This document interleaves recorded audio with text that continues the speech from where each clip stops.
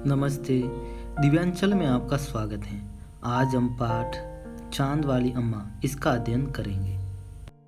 बहुत समय पहले की बात है। एक बूढ़ी अम्मा थी, बिल्कुल अकेली। उसका अपना कोई न था। घर का कामकाज उसे खुद ही करना पड़ता था। सुबह उठकर कुएं से पानी लाना, खाना बनाना आदि।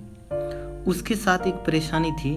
वह रोज सुबह उठकर जब घर में झाड़ू लगाती तब तक तो सब ठीक रहता, पर जैसे ही वह आंगन में जाती और झाड़ू लगाने के लिए झुकती, तभी आसमान आकर उसकी कमर से टकराता। अम्मा उसे घूर कर देखती तो वह थोड़ा हट जाता। फिर वह जैसे ही दोबारा झुकती, आसमान फिर अपनी हरकत दोहराता। 1 दिन, 2 दिन, 3 दिन लगातार यही क्रम चलता रहा। अम्मा झाड़ू लगाए और आसमान उसे तंग करे। एक दिन कुएं पर पानी भरने को लेकर अम्मा का किसी और से झगड़ा हो गया। अम्मा जरा गुस्से में थी। वो उठकर आंगन में गई और जैसे ही झुकी, आसमान ने अपनी आदत के अनुसार उसे फिर छेड़ा।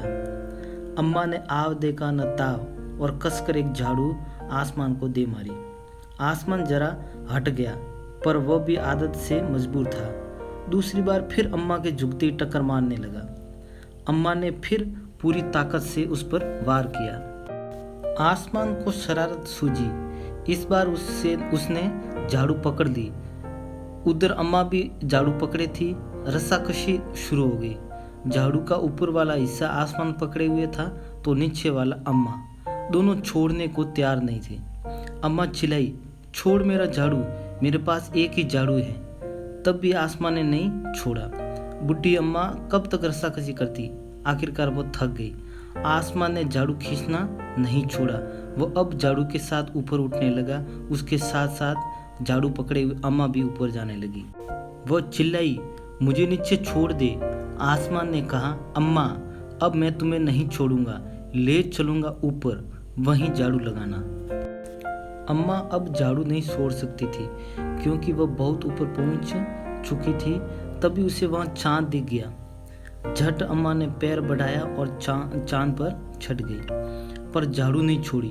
आसमान को फिर शरारत सूझी।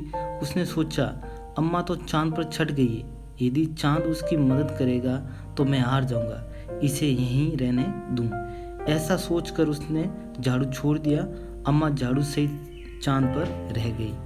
वह इतनी थक गई थी कि झाड़ू पकड़े पकड़े ही चांद पर बैठ गई। आसमान ऊपर चला गया।